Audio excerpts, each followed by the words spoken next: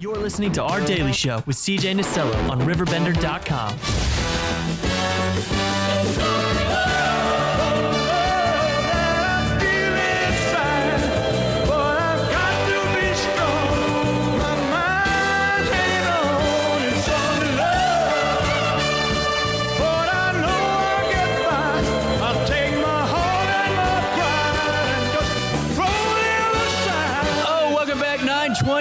That is the time on the 16th day of November. Mike McQuire on the line, sir. Good morning and happy Thursday to you.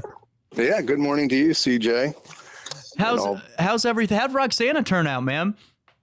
Well, we didn't have quite the turnout we were hoping, but we had a great time.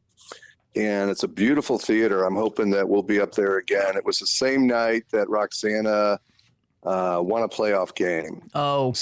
So the minister up there, Rodney, he thinks that kind of like squashed things a little bit. But we had a blast. And, man, have you been in that theater before? I have not. I actually just had Rodney on a couple of days ago talking about their upcoming winter events, but I heard that it's just beautiful in there. Oh, it really is. It's, it's a first-class theater, but, it looks like, well, because it is, an old-fashioned movie theater like from the 50s. One of those huge ones that seats like 500 people, but there's a green room in the back and the sound equipment is great. So yeah, it was a blast. That's awesome. Well, it seems like hopefully, and you're right, with Roxana dominating right now, and actually that is a great time for me to tell everyone at home that RiverBender will be bringing you the Roxana State semifinal tomorrow at 3 p.m., and coverage should start around 2:45, but I bet you're absolutely right, but to find a home like that in case there's something that you could do ongoing or maybe come back to, that's amazing. Oh, yeah, I would love to do it, and, I'd be willing and wanting to partner with other groups that are out there that may want to do something with us, have some kind of tag team event. Like this weekend, Saturday night, we're going to be in Springfield, Illinois at the Hoagland Center for the Arts. And we're taking on the Capital City Improv Players, St. Louis versus them. With Comedy Sportz, the host dresses like a ref. So I'm going to be reffing, keeping it fair. Might secretly be rooting for St. Louis. So there's not going to be an underhanded payoff before the match starts, huh? No, probably not. Okay. Well, take me through that, Matt, because that seems fascinating. Do you just kind of what's your role in that? Because that's actually pretty interesting. How does the referee work in this matchup? Well, I'm going to be fair, of course, but the audience decides who wins. So, it's probably going to be a very heavily slighted Springfield audience. We do have one player who's half his family's from Springfield, so he's hoping to bring out like 20 or 30 people to root us on. So it's going to be an uphill battle, but really we're just there for fun and to win. No, just kidding. We're there to have fun. That's right, Mike. I play to win, But, yeah, exactly. Take me through the team aspect of this. Is your team consistent? Whenever you go into these battles with other groups and organizations, do you have like one competition team, or how does that play out? Well, we see who's available for one. And we have a lot of great players, so it really doesn't matter who goes because they're all great. And we have three people, I should say. We have Cole Wright, and we have Katarina, and we have Andy Perez. Andy Perez has so much energy. He was in Roxana, and he just kind of blows that room away with his voice. And he's kind of like a thin, like a thin John Candy. He just kind of like... He just kind of like takes over the room. Who's the guy who played Matt Foley in a van? Oh, Chris Farley. Chris Farley. Yeah, he's like, that's what I was trying to say, actually. He's like Chris Farley. Step a little thinner. I don't want to say he's fat. He's fat. Go ahead and paddle into my 7-Eleven and get a micro. Oh man, I love Matt Foley and the motivational speaker. Him doing the pedal class was better than the original. I will stake my my foot in the sand every time, man. Speaking of things coming down the pipeline, I know we talked a couple weeks ago. You were going to be at Wild Pickens Winery coming up. What date is that on? That's Saturday, November 25th. It's Thanksgiving weekend. So a week from Saturday, we're going to be there. And that's a great place. They have great food, and of course, beverages. It's a winery. So people should come out for that. It's going to be fun. It's going to be their first comedy night, and we're hoping to do a series of them there. And the first one's going to be Comedy Sportz. We may do stand-up. For example, we did a stand-up show Saturday night at a winery in Cadet, Missouri, which is like way south. It's a little bit farther south in Jefferson County, like down by Potosi. Wow. And that was a lot of fun. We had a guy named Pete O'Shea from New York who was with us. And it was after a few drinks, people are kind of engaged, aren't they? Maybe too engaged. How does the comedy, if I'm a comedian or you're in that role, going from an improv to going to a stand-up set, does that transfer over very well, or does it take a certain talent to be able to kind of navigate the improv and then take that and turn it into a stand-up and get ready for a stand-up rhythm? That's a good question. I think improv helps with everything. So it definitely helps with stand-up because you never know what's going to come at you, particularly when you're in an environment where people are drinking, because they want to help. It's like a lot of people are like hecklers. I'm sure there are some hecklers that are trying to be mean, but most of them are trying to help. And they're usually not helping, though, but they think they are. And as the night goes on, that help becomes more and more fervent, huh? Exactly. Well, I think this is such a cool thing, Mike, because before I saw Comedy Sportz, I didn't really know of any groups that did that here locally, but there seems like there's such a good camaraderie with this too. It's a great way, especially with the holidays approaching, the in-laws are coming into town, man. It's a good way to kind of let the hair down and rest the shoulders back and just enjoy being happy, No, exactly. Yeah, we have a show every Friday night in Webster Groves. It'd be a perfect place for people to come, except for December 1st. That's the only night we don't have it this year on Fridays. Where are you at in Webster Groves? We're in the Old Orchard area, which is it's across the street from the Webster Groves McDonald's in the same center as the Starbucks. It's 39 South Old Orchard in the Old Orchard Gallery event space. And it's a very intimate space, meaning it's small, and we can hold about 50 people in there.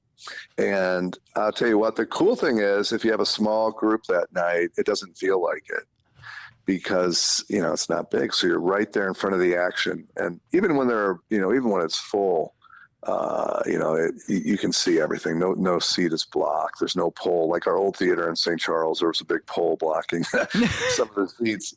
Like the old Detroit Tigers Stadium, the obstructed view, Yes. Hey, I got to ask you, just real quick about different locations. How have you been able to grow this? Because, man, you're everywhere. It's pretty impressive to see the different locations and going to point A to point B, but to have that home base has got to be a huge thing. Oh, it is. Yeah, you want to have the home base. It's kind of, I view it as like our business card, our calling card. And from that sprouts everything else. That brings our speaking opportunities, our private shows, our classes. So people come to that on Fridays, and then they can check out what we're doing. And it just one thing goes after another. I've been doing a lot of speeches. And when I'm doing the speech, a lot of times people want me to do something else. That's how I got the Wild Pickens thing. I was giving a speech down in DeSoto, and the guy who owned the winery just happened to be in the audience. So we're always looking to grow. And we're looking for people that also want to do improv because, like you obviously would be a great improviser because you are an improviser. And everybody can improvise and everybody can do stand-up, just a matter of learning it. And some people are better than others at everything, right? Right. But it's just a matter of doing it. And the more you do it, the better you'll become. And the one thing that we're all dealing with is like that thinker in our head that's telling us, we can't do it. People are going to laugh at us. And the more you do something, the more you can quiet that thinker and tell that thinker to be quiet, because yes, you can do it, and talk back to it and quiet it down, you're going to believe that you can do things. And each time it gets easier and easier. Well, it's a great point. I remember before I decided to make the trek over to Austin, Texas for pro wrestling, I was talking to my grandpa, and this is while he was, sick, and we were talking. He goes, what the hell, do it. And that was the only thing I needed, because I'm going, well, man, what if I, embarrass myself out there? What the hell? Go and do it. And that's what you got to tell yourself. Sometimes just let loose, let the stick out, and go and just enjoy.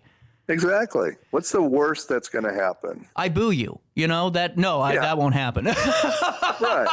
No, I'm just. But no, that's the worst. I guess somebody coming in and killing everybody, but that probably won't happen.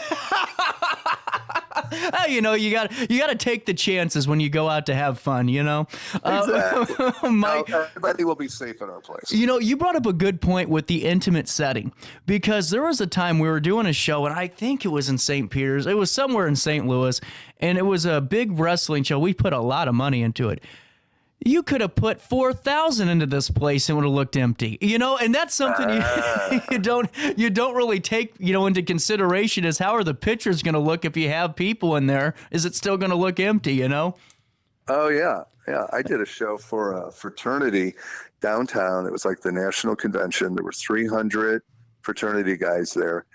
And when they called us on stage, it was right after a full day of meetings, and they go, okay, next, Comedy Sportz. Thanks for coming out, guys, for the meeting. Everybody left except for about 50 people, which isn't bad. 50 people isn't terrible. But when you're in a room that had 300 standing room only, it looked really empty. Yeah. So I think you're right. So you're a wrestler, huh? I didn't realize that. Oh, yeah. Yep. That's going to be making, I think, the final campaign is what we're going to call it. I'm going to win in 2024, Mike. I'm feeling pretty positive. I'm a political pro wrestler. I try to change through, policy and infrastructural changes. Try to win that way. I don't win very often. So with that being said, Mike, I wanted to ask you about some of the things that are coming up additionally after Wild Pickings, but also ways, again, to inform our audience, whether or not you're a business owner out there, an organization chamber leader, that you do give speeches, and they're pretty really unique. And I think it's a great way to really tie in some things in the workplace. Take us through how we can reach out for you on those. Well, you can contact me anytime at 314-707-4780, 314-707-4780, or you can email me at McQuireLearning@gmail.com, McGuirelear. How do you spell learning? LEARNING at gmail.com. But the program is about taking the lessons of improv. Because when you improvise, you become more present, you become a better listener, you become more comfortable in your own voice, meaning you feel free to speak your mind. Like a lot of times, like you could be in a meeting, this has happened to me before, and I got an idea I want to share, but I'm like, I don't know if I should share it. And then someone else does the same idea. They get credit for it, and it could have been yours. And then the entire afternoon, you're pissed off at yourself, that's exactly how it happens, too. Yeah, exactly. Or even worse, you don't give your idea and no one else in the room gives the idea. So that idea is not shared. Right. Well, and Mike, I think those things, though, are really important, because I think a lot of times in life and work, it kind of goes, it goes hand in hand with what we were kind of talking about earlier with, if you're trying it for the first time. Sometimes I think we walk around so tied up and balled up because we're just trying to get through the work day, work that shift or work that, career job, get those projects done, get home. And we don't realize that we could be a lot more successful if we just kind of take a breath, relax, and feel a little bit more confident in ourselves, just to put ourselves out there and say, here's an idea. Let's work with it. If not, no biggie. I'll throw you out the next one. No, you're totally right. That's exactly it. Just go for it. Give yourself a break, because everybody has great things to share. And if we don't hear from you, then everybody suffers. Right. I did this. My last speech was, I guess that was Wednesday for the Highland Rotary Club. That was a lot of fun. That's a fun group. And the Rotary in general is just such a great organization. Mm-hmm. And I think I'm going to be in the Alton Rotary. I haven't been scheduled yet, but I'm putting it out there in case they're listening. I would love to speak at the Alton Rotary, Edwardsville Rotary, any Rotary Club or any group out there. A group called me the other day. Have you ever heard of the Lake St. Louis Ambassadors? I have not. I hadn't either, but they're kind of like a Rotary type club. So if there are other clubs that are looking for speakers, I'd love to come out and, share how improv can help you in your life and your business. Businesses especially, I'd love to help. Love to come out and do some team building. So yeah, good times. Absolutely, man. And then what was the other event that was coming down the pipeline too? Because I know there was two that I wanted to hit on that are somewhat regionally close to us, so we can come out and see you. Well, we've got Springfield this weekend, Wild Pickens, and we have some other some church shows. I think those are the two major ones, unless. Oh, yeah, I think those are the two major ones right now in your area. But we're going to be doing, we're doing church shows. We have a church show on November 26th down in Londell, Missouri. Now, what type of church?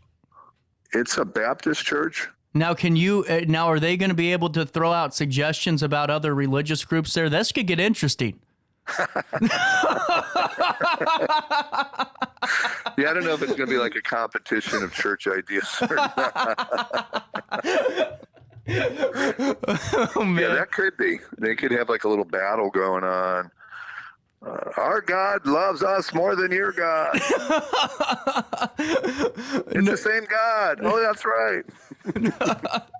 Mike, man, I always appreciate your time, and the best of luck throughout the rest of the year. And we're going to make sure that we link your cell phone number on there, too, in case people want to reach out and get you a part of their organization and to help build up their team's morale a little bit, and really just to help, just enjoy some comedy sports, whether or not you're in Springfield or Roxana, Nazarene, or wherever you're at in Webster Groves as well. I mean, just some great stuff all across the board, man. I appreciate it, CJ. Good talking to you. Always great talking to you. It's 9:38. We'll take a quick break. We'll talk to Dr. Jeremy Housewright. We'll get all the insights on the book For the Love of the Show after this in the Heart of the 618.